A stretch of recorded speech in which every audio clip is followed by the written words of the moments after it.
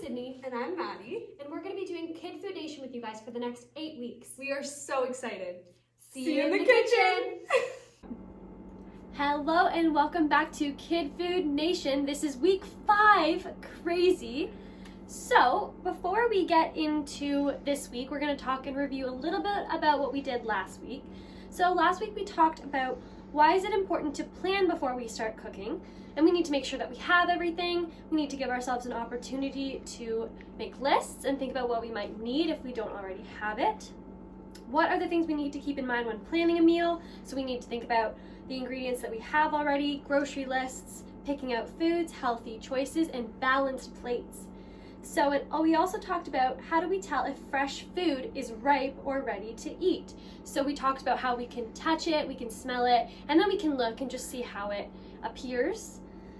So before we talk about this week, we're going to check in with ourselves about our individual goals. So if we can remember what we wrote down last week for our individual goals and just think about, did we meet that? If not, why do we want to work harder to meet a new goal this week? So if you guys want to write down a new goal for this week, you can do so now. This week, we are going to focus on where our food comes from. So we're going to talk about all the places we get food in our community. So we'll look at what is grown right here and what we have to import, depending on what time of year. We also want to talk about the different ways to grow food and how that can impact our environment.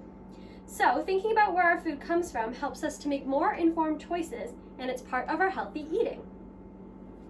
Before we actually begin preparing our dish, we're just going to have a little discussion and recap of all our cooking skills that we've been practicing. So we want to remember we're washing our hands, we're tying our hair back, we're organizing our ingredients, we're asking for help when we need it, we're always remembering our safety rules, they are very important, and of course our chopping tips and all that fun stuff. And then before we get started, we are going to do a new thing today. We are going to take a little look at our list of ingredients and talk about where it may have come from. So if it's like a plant or an animal, those kind of things. Today we are making taco chicken salad. Sounds super good. So we have our boneless, skinless chicken breast. So that comes from our chickens. We have all our spices like our chili powder and our oregano, and they come from plants in the ground. And then we also have our lettuce and our tomatoes, which also come from the ground.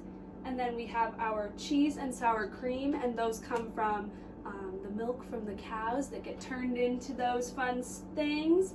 And then we have our guacamole, which of course comes from our avocados. And yeah, now we can get started. Okay, so now that we know what we need for our recipe, we're going to go through and see how much we need of each thing. So first, we need 1 pound of boneless, skinless chicken breasts cut into strips. So we got a pre-cooked one. You can get either kind, but this one's just easier and faster, depending on how much time you have.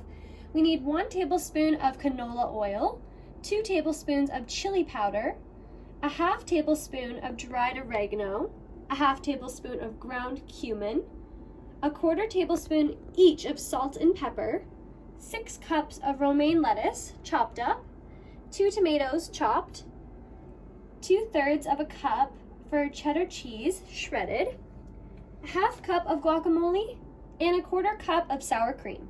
We are going to start by combining our chicken, our canola oil, our chili powder, oregano, and cumin, and salt and pepper in a big bowl, and we're going to mix it all up till it's all nicely coated. So we're going to start with our 1 tablespoon of our canola oil, and we'll just pour that right in there. Perfect. And then we are going to follow with 2 teaspoons, so our little guy there, of our chili powder. So get that out. And put 2 nice teaspoons in there. Make sure you use teaspoons and not tablespoons. And then, once we have all that in there, we are going to add a half a teaspoon of our oregano and our cumin. So here we have our half a teaspoon. Just 1 of those for each.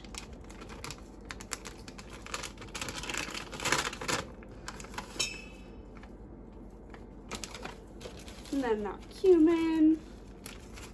And then once we have these guys in there, we are going to add a 1/4 teaspoon of both of our salt and pepper, and then we're gonna mix that all up. So we'll get our even smaller guy here, a little 1/4 teaspoon. Open our salt right up, bet you've never done that before.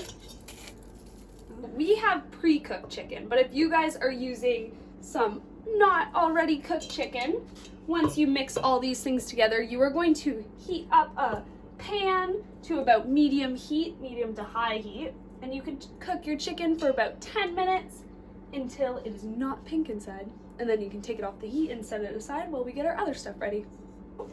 Once you have your chicken all coated and cooked up, you are going to go ahead and chop up your 2 tomatoes, and just when we are cutting, we need to remember that we're cutting away from our hands and we're being super careful, and we are always going to ask for help if we need it.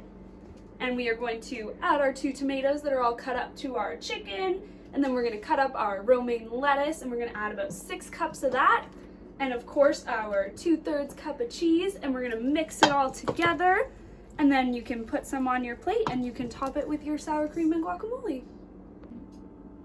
Okay, so now that we've eaten our food and we've cleaned everything up, put away our dishes and washed our hands, we are going to have our debrief. So we are going to talk about the key messages from this week, and we're going to talk about our food sources.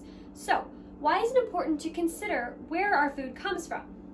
Well, we need to remember that how we grow our food and source our food and obtain our food has an impact on the environment. So for example, that's why it's really important to support small businesses and local grocery stores, because there's less emissions and it's just environmentally friendly. So what are all the different sources of food in our community? Well, we have our farms, gardens, supermarkets, markets, and shipped goods. Okay, so now that we know where our food comes from, what's an environmentally friendly choice, we're going to talk about our self-evaluation for this week. So we can ask ourselves a few questions. Was this recipe and food new to us? Was it something we've done before?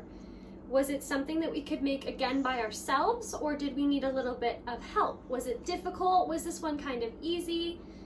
And would you like to eat this again? Did it taste good? Did you enjoy it? Were there a few things maybe you would change next time? So we just need to think about those kinds of things. And to summarize from this week, just make sure you're making smart choices, environmentally friendly choices from where your food is coming from.